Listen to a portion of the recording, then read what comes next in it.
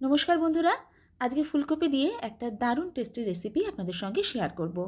ফুলকপির এই রেসিপিটার নাম হচ্ছে ফুলকপি পাসিন্দা।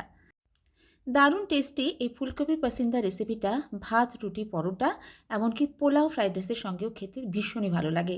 তাহলে চলুন শুরু করা যাক আজকের রেসিপি। সঙ্গে আছি আমি আপনাদের বন্ধু মহুয়া। আমার চ্যানেলে আপনাদের সবাইকে স্বাগত জানাচ্ছি। আমি এখানে একটা বড় ফুলকপি থেকে এইভাবে ফুলগুলোকে কেটে কেটে নিয়েছি। ফুলগুলো একটু বেশি বড় বড় করে কেটে নিয়েছি। এই রান্নাটা এরকম একটু বড় বড় করে কেটে নিলে দেখতে সুন্দর লাগবে। ফুলকপিটা কেটে নেওয়ার পরে আমি ভালো করে একবার জল দিয়ে ধুয়ে নিয়েছি। প্রথমেই ফুলকপিটা একটু ভাপিয়ে নেব। কড়াতে গরম জল করে নিয়েছি, জলের মধ্যে অল্প একটু নুন দিয়ে দিলাম। এবার ফুলকপিগুলো দিয়ে 2 মিনিট একটু নাড়াচাড়া করে নেব। এতে ফুলকপিতে যদি কোনো পোকা থাকে তাহলে সেটা বেরিয়ে যাবে। 2 মিনিট এভাবে নাড়াচাড়া করে নেওয়ার পর ফুলকপিগুলো তুলে জল ঝরিয়ে নেব।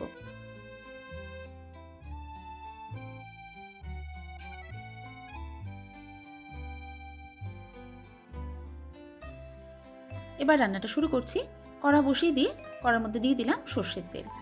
তেলটা ভালো করে গরম করে নিয়ে এর মধ্যে দিয়ে দিচ্ছি অল্প করে একটু নুন আর হলুদ গুঁড়ো। প্রথমেই ফুলকপিটাকে ভেজে নেব।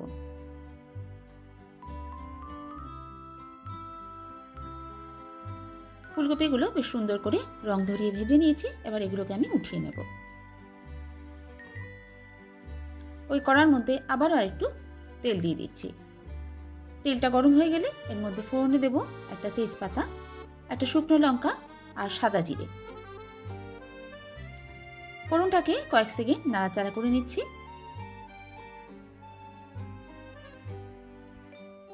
এবার এর মধ্যে দিয়ে দেব একটা মিডিয়াম সাইজের পেঁয়াজ কুচি। পেঁয়াজটাকে ভেজে নেব।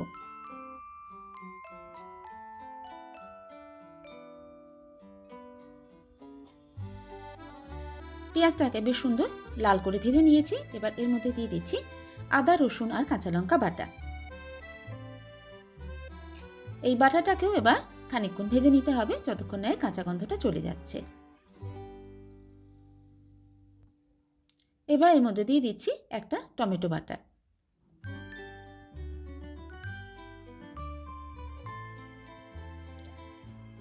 টমেটোটা বেশ ভালো করে এবার কষে নেব।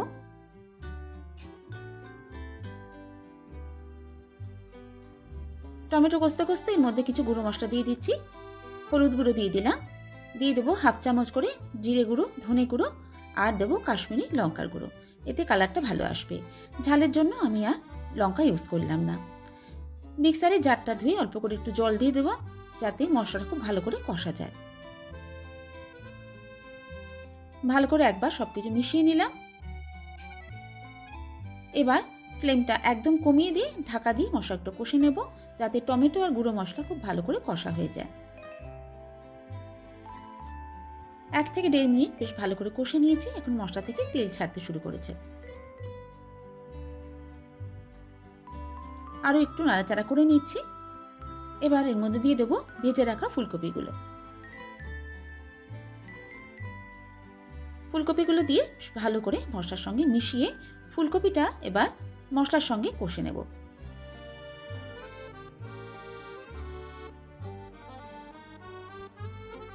এবার অল্প একটু জল দিয়ে দিচ্ছি, যাতে মশলাটা তলায় লেগে না যায়।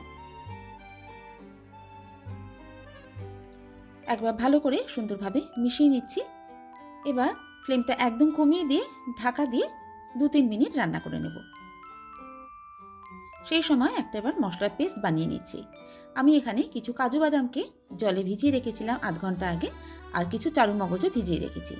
এখানে 2 চামচ চারু মগজ নিয়েছি আর 10-12টা মতো কাজু বাদাম নিয়েছি। হাফ কাপ দুধ দিয়ে এটার একটা স্মুথ পেস্ট তৈরি করে নিচ্ছি। এদিকে ফুলকপিটাও ঢাকা দিয়ে প্রায় 2-3 মিনিট রান্না করে নেওয়ার পরে এবার তৈরি করা পেস্টটা ফুলকপির মধ্যে দিয়ে দিলাম। সব কিছু বেশ ভালো করে একবার মিশিয়ে নেব। এই সময় ফ্লেমটাকে লো টু মিডিয়ামে রাখতে হবে। যেহেতু এটার মধ্যে বাদাম বাটা দিয়েছি, তাই তাড়াতাড়ি এটা টেনে যাবে আর নিচে লেগে যেতে পারে।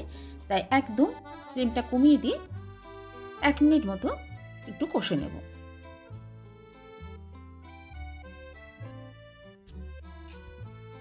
এবার এর মধ্যে জল দিয়ে দিচ্ছি।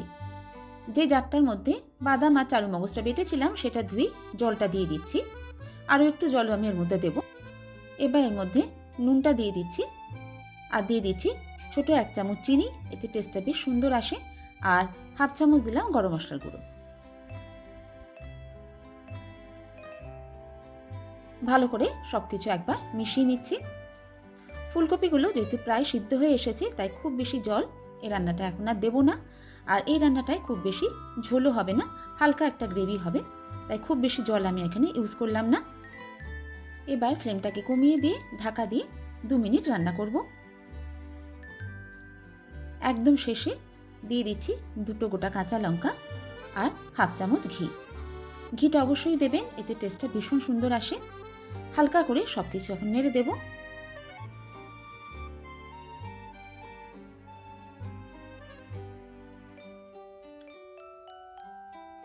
এবার গ্যাসের ফ্লেমটা আমি অফ করে দিচ্ছি। রান্না এখন আমাদের কমপ্লিট। কয়েক মিনিট এইভাবে ঢাকা দিয়ে রাখবো যাতে ঘিয়ের গন্ধটা খুব সুন্দরভাবে রান্নার মধ্যে ছড়িয়ে যায়। 5 মিনিট বাদে আমি আপনাদের খুলে দেখাচ্ছি আজকে রান্নাটা কেমন দেখতে হয়েছে। ফুলকপির এই দারুণ টেস্টি রেসিপিটা দেখতে কতটা লোভনীয় হয়েছে নিশ্চয়ই দেখতে পাচ্ছেন। তাই ফুলকপি দিয়ে একঘেয়ে রেসিপি না করে এইভাবে একবার বানিয়ে খেয়ে দেখতে পারেন।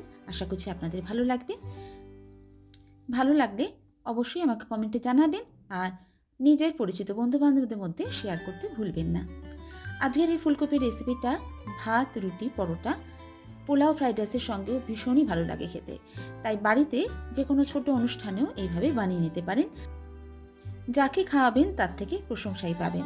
ভীষণ টেস্টি এই রেসিপিটা তৈরি করা কতটা সহজ নিশ্চয়ই দেখতে পেয়েছেন। ঘরে থাকা কয়েকটা সামান্য মাত্র মশলা দিয়ে আজকে রেসিপিটা আমি বানিয়ে দেখালাম। যদি আপনি আমার চ্যানেল প্রথম ভিজিট করছেন তাহলে রেসিপিটা ভালো লাগলে চ্যানেলটা সাবস্ক্রাইব করে নেবেন আর সেই সঙ্গে সাথে থাকা বেল আইকনটা প্রেস করতে ভুলবেন না, যাতে আমি যখনই কোনো নতুন রেসিপি আপলোড করি সেটা আপনার কাছে সরাসরি সঙ্গে সঙ্গে পৌঁছে যায়। আজ আসি বন্ধুরা, আবার কোনো নতুন রেসিপি নিয়ে আপনাদের সঙ্গে দেখা হচ্ছে। সবাই ভালো থাকবেন, সুস্থ থাকবেন। সবাইকে অসংখ্য ধন্যবাদ।